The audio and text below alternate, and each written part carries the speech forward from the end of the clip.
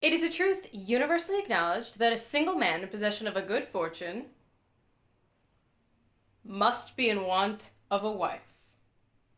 The Lizzie Bennet Diaries is a YouTube web series that spanned across 100 episodes from April 2012 to March 2013.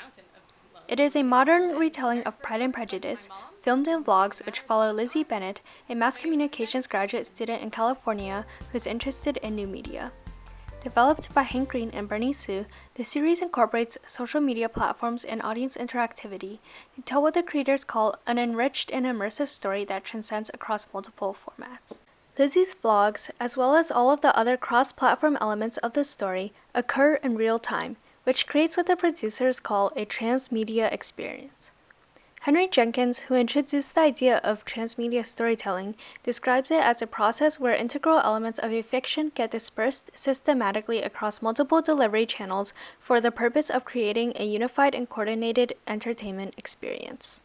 In contrast to period pieces that faithfully adapt Jane Austen's novel, such as the 2005 Joe Wright film or the 1995 BBC TV series, the Lizzie Bennet Diaries brings Pride and Prejudice from the Regency era into the modern day. However, what sets the LBD apart even from other modern reimaginings, such as the 2001 film Bridget Jones's Diary, is LBD's commitment to incorporating a new media format. By using the web series medium to adapt the story, the plot of the LBD requires its modern-day vlog narrative. In other words, the plot is specific to the medium.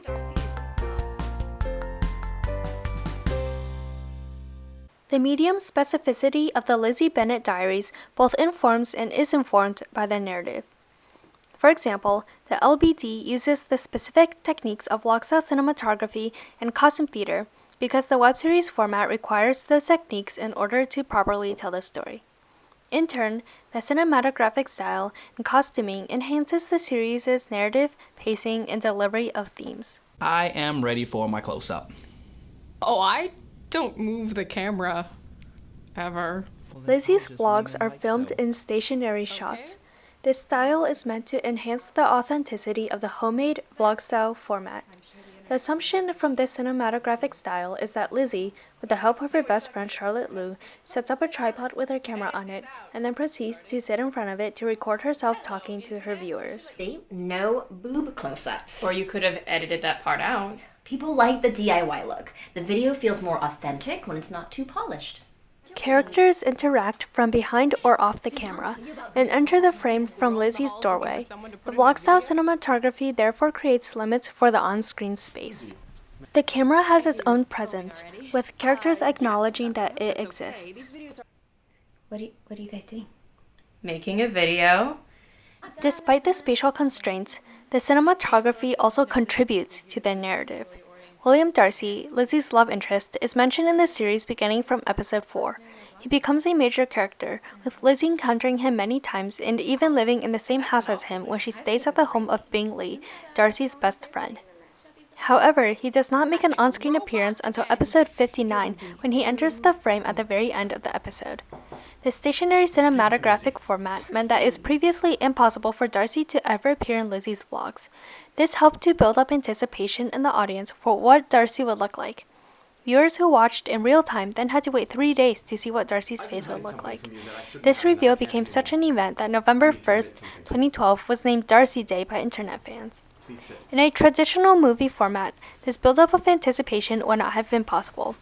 Even in a TV show format, in which characters wouldn't have been constantly breaking the fourth wall, it is unlikely that the events of the story would have been able to unfold without showing Darcy's face. What about when we were talking about the, remember the thing we... No, wait.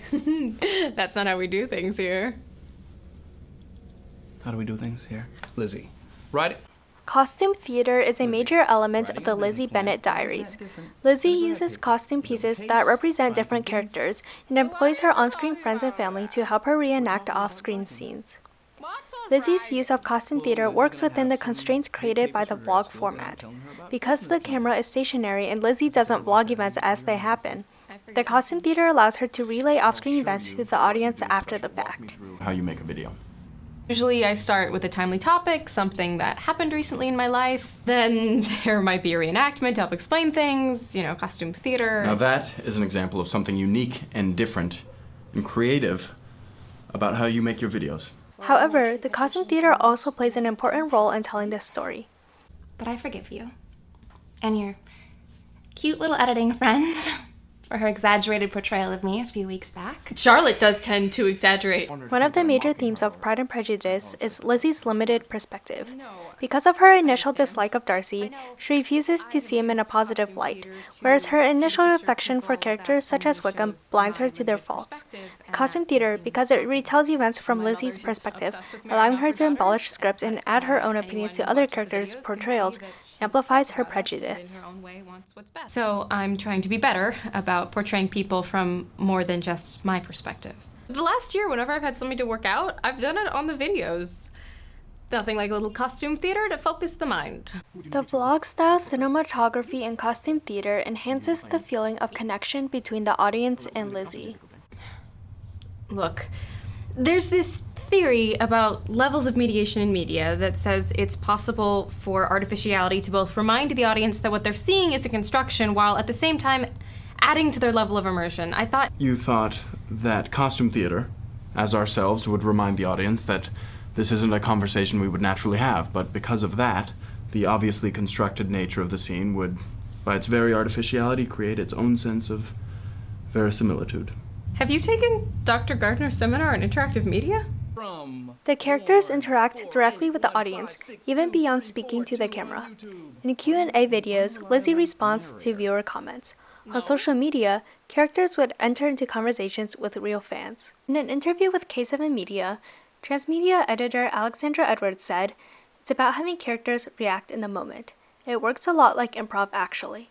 A character might start the scene, so to speak, with a certain Twitter update.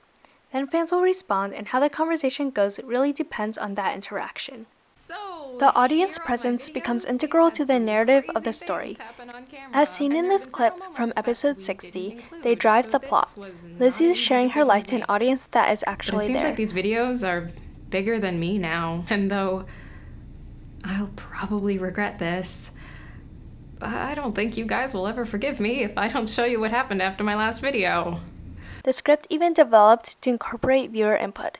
Fans began calling themselves seahorses, resulting in several references in the videos themselves. An aquarium full of tropical fish and seahorses. What makes the transmedia format of the Lizzie Bennet Diaries unique from previous adaptations of Pride and Prejudice is that depending on what material the audience chooses to interact with and in what order, their experiences of the story are different.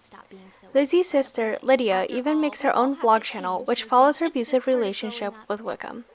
It is clear in these vlogs that Lydia is suffering, and it shows a side of the story that Lizzie does not portray in her own vlogs. And because Lizzie does not watch Lydia's vlogs herself, the viewers who do are provided with additional information that many characters within the story do not have. Communicating and relating and acknowledging that people do not fit into neat little boxes all wrapped and tied up in string. My name is Lizzie Bennet, and this may get a little meta.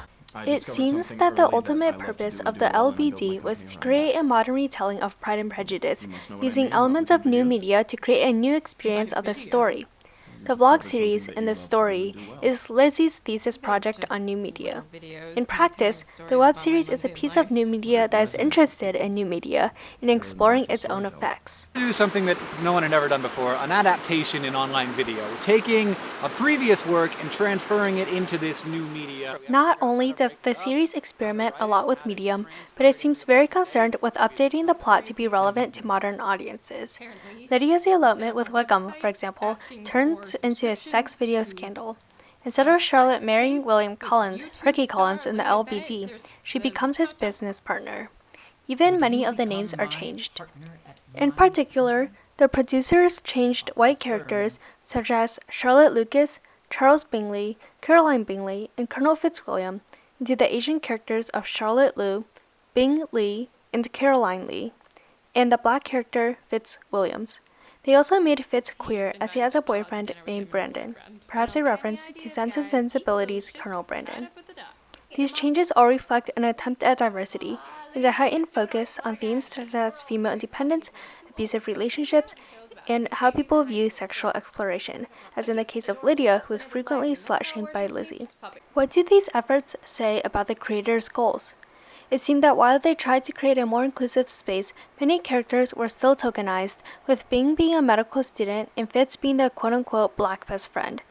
It can be argued that while the creators succeeded to some degree in creating a more relevant and diverse work, they also failed in some lengths to make it truly inclusive. In some ways, the real-time specificity of this series makes it dated.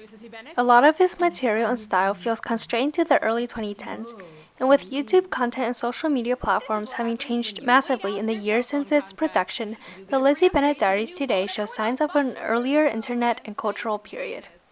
However, the Lizzie Bennet Diaries won many awards, including Streamies and an Emmy, the first digital series to do so. It inspired other interactive web series and YouTube adaptations. In this way, as one of the earlier works that brought transmedia storytelling to the YouTube web series platform, it created a lasting legacy.